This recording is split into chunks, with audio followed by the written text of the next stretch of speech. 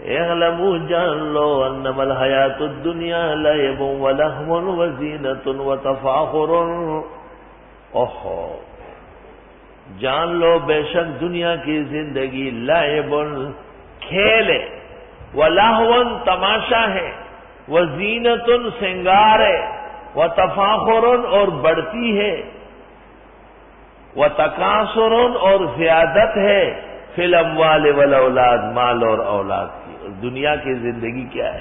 مال ہو تو خوب ہو، اولاد ہو تو نیک ہو، اولاد ہو تو کمانے والی ہو۔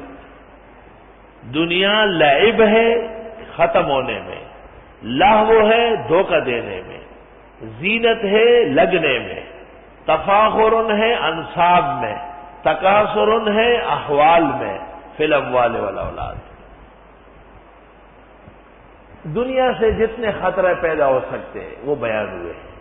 پہلا خطرہ آدمی ایسا سمجھتے ہے جیسے کھیل رہا ہے، دوسرا خطرہ جیسے کوئی تماشا دیکھ رہا ہے، تیسرا خطرہ جیسے ہمیشہ یہ جوان و صحت مند ہوگا، ہمیشہ کریم پاؤڈر اور خوشبو لگی رہے گی، چوتھا خطرہ دوسروں سے بڑھنے کی کوشش، آخری خطرہ مال اور اولاد کی زیادت۔ کمثل غیث مانند بارش کی ہے، بارش جب شروع ہوتی ہے تو لوگ کھیل سکتے ہیں اور اس کو دیکھ سکتے ہیں، لہوت۔ وزینۃ جب فصل اگتی ہے تو خوشنما ہے، وتفاخر ہر ایک دیکھتا ہے کہ میری کھیتی سرسبز ہے، وتکاثر اور یہ بھی دیکھتا ہے کہ اب کے فصل و اناج بہت ہو جائیں گے۔ اعجب الکفار نباتہ، تعجب میں ڈالا کافروں کو اس کے ہرے نے۔ یہاں کفار سے مراد کسان ہے، کیونکہ یہ بڑے ناشکرے ہوتے ہیں۔ غریبانان سے کافران ہوئے، ہاں کسان مزاحی آئی دل خپجی، وہ کسان، وہ مزارع جو ناشکر ہیں وہ کفار ہیں۔ آئی سمجھ؟ ویسے زراعت اسلامی پیشہ نہیں ہے، یاد رکھیں، تجارت پسندیدہ ہے۔ امام ابو حنیفہ نے استدلال کیا ہے ان آیات سے کہ تجارت پہلے نمبر پر ہے، زراعت بعد میں۔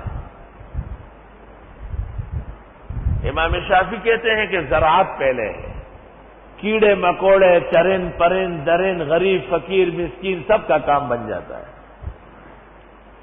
اور ہر گلیرا رنگ و بوئی دیگر است، ہر ایک کی اپنی ایک شان ہے۔ استدلال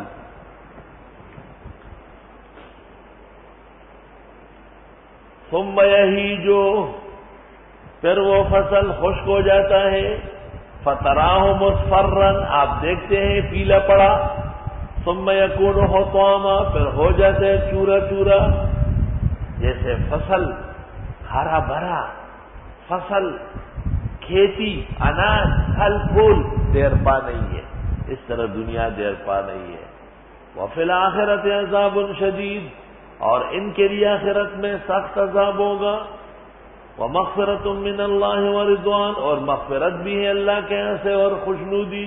اشارہ ہے کہ ان چیزوں میں دھوکہ کھانے والے وفی الآخرۃ عذاب شدید، اور ان چیزوں سے دھوکہ نہ کھانے والے لہم مغفرۃ من اللہ ورضوان۔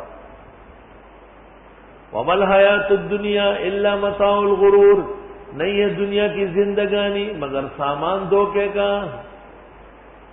سابقوا الی مغفرۃ من ربکم، آگے بڑھو بخشش کی طرف اپنے رب کی طرف سے، وجنت، اور جنت کی طرف، عرضھا جس کی چوڑائی کعرض السماء والارض، مانند چوڑائی آسمان و زمین کے ہیں، اور یہ قاعدہ ہے کہ لمبائی چوڑائی سے زیادہ ہوتی ہے، تو جب چوڑائی اتنی ہے تو لمبائی کا کیا کہنا۔ آسمان اور زمین کے برابر چوڑی جنت ہے، اس سے بھی بڑی ہوگی، ہماری نظر میں یہ بڑی ہے۔ الامثال للتفہیم، اعدت للذین آمنوا باللہ ورسلہ، یہ تیار کی گئی ان لوگوں کے لیے جو ایمان لائے اللہ پر اور اس کے پیغمبروں پر۔ ذالک فضل اللہ یؤتیہ من یشاء، یہ فضل اللہ کا دیتا ہے جس کو چاہے. واللہ ذو الفضل العظیم، اللہ بڑے فضل والے ہیں. ما اصاب من مصیبت، نہیں پہنچتی ہے کوئی تکلیف فی الارض زمین میں، ولا فی انفسکم، نہ خود تمہیں، الا فی کتاب، مگر لوح محفوظ میں ہے، من قبل، اس سے پہلے، ان نبرأہا، کہ ہم پیدا کر لیتے اسے، ان نبرأہا ان نخلقہا. دنیا میں جتنے حوادث اور تکالیف ہے، فرمایا یہ سب پہلے سے طے شدہ ہے. ان ذالک علی اللہ یسیر، بے شک یہ اللہ کے لیے آسان ہے. اب سوال یہ ہے، اس ارشاد کا کیا فائدہ ہے کہ جو تکلیفیں، مصیبتیں، رنج، غم تمہیں پہنچتے ہیں یہ پہلے سے درج ہے، تمہاری پیدائش سے بھی پہلے. اس کا فائدہ یہ ہے جو اب بیان ہوگا، لِكَيْ لَا تَأْسَوْا عَلَىٰ مَا فَاتَكُمْ، تاکہ تم غمگین نہ ہو ان چیزوں پر جو تم سے چھوٹ گئی. اگر کوئی چیز تمہیں نہیں ملی تو آپ کہیں تقدیر میں نہیں تھی، میں کیا کر سکتا ہوں. اور جو تمہیں ملی وَلَا تَفْرَحُوا، زیادہ خوش نہ ہو بِمَا آتَاكُمْ، جو اللہ نے تم کو دی، کیونکہ اللہ نے تقدیر میں لکھی تھی. آپ کے کسب کا کیا کام ہے. واللہ لا يحب كل مختال فخور، اللہ پسند نہیں کرتا کسی بھی دھوکہ دینے والے اور شیخیاں بگارنے والے کو. الذین، یہ وہی لوگ ہیں، یبخلون، جو مال تو خرچ کرتے نہیں، ویامرون الناس بالبخل، اور حکم دیتے ہیں لوگوں کو بھی بخل کرنے کا. ہماری یہ مسجد نئی بنی تھی اور ہمارے دوست طے کر رہے تھے کہ ایک بڑا فانوس لگ جائے. ایک مہمان آیا، کہنے لگا اوہ لوگ بھوکے مر رہے ہیں اور ہمارے بزرگوں کو 15 لاکھ کی فانوس کا سوچا جا رہا ہے.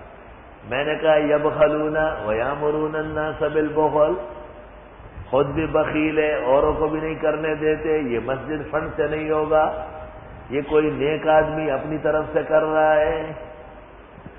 مسجد کا حسن، مسجد کا بناؤ سنگار، مسجد کی ضروریات، یہ خود اسلامی مسئلہ ہے. خود بھی بخل کرتے ہیں اور کہتے ہیں لوگوں کو کہ مت دو. وَمَن يَتَوَلَّىٰ، جس نے منہ موڑا، فَإِنَّ اللَّهَ هُوَ الْغَنِيُّ الْحَمِيدُ، بس بے شک اللہ تو غنی اور خوبیوں والا ہے، اللہ بے پرواہ ہے. لَقَدْ أَرْسَلْنَا رُسُلَنَا بِالْبَيِّنَاتِ، یقیناً ہم نے بھیجے تھے پیغمبر معجزات دے کر. وَأَنزَلْنَا مَعَهُمُ الْكِتَابَ وَالْمِيزَانَ، اور اتارا تھا ان کے ساتھ کتاب اور ترازو. کتاب کا کیا مطلب ہے کہ حساب کتاب صاف کرو. لِيَقُومَ النَّاسُ بِالْقِسْطِ، تاکہ کھڑے ہو لوگ انصاف سے. اب یہ کہ حساب کتاب میں غلطی نکلی، لوگوں نے پرائے چیز دبائی تو اب ان کی پٹائی ضروری ہے. وَأَنزَلْنَا الْحَدِيدَ، ہم نے پیدا کیا ہے لوہا، فِيهِ بَأْسٌ شَدِيدٌ، اس سے پٹائی لگتی ہے زبردست. نہ اس پر سریوں پسرا والا اپنا سر سروا تاولی پر نہیں پیچھے کھڑے ہوئے. وَمَنَافِعُ لِلنَّاسِ، اور فائدے بھی ہے لوگوں کے. اسی لوہے سے دنیا کا ساز و سامان بنتا ہے، اسی لوہے سے اسٹیل مل آباد ہوا ہے، اور پہلے والے صدر اور وزیر اعظم نے اس کو چوری کیا. وہ اسانید اور سرحد کے حسب بل کے خلاف منہ نہ کھولتا. آج جسٹس افتخار کرسی عدل پر بند بیٹھ چکا ہوتا، لیکن اس نے افسوس دینی مدرسوں کی سندیں اور صوبہ سرحد کے حسب بل جو خالص اسلامی دفعات پر تھا اس کو ہر دفعہ ڈسمس کیا. اس کی وجہ سے شاید ان کے لیے بڑی قربانیاں دی گئی لیکن بظاہر فائدہ نہیں ہوا. وَلِيَعْلَمَ اللَّهُ مَن يَنْصُرُهُ وَرُسُلَهُ بِالْغَيْبِ، تاکہ ظاہر کرے اللہ کہ کون مدد کرے گا اس کی اور اس کے پیغمبروں کی بن دیکھے. ان اللہ قوی عزیز، بے شک اللہ زبردست اور غالب ہے.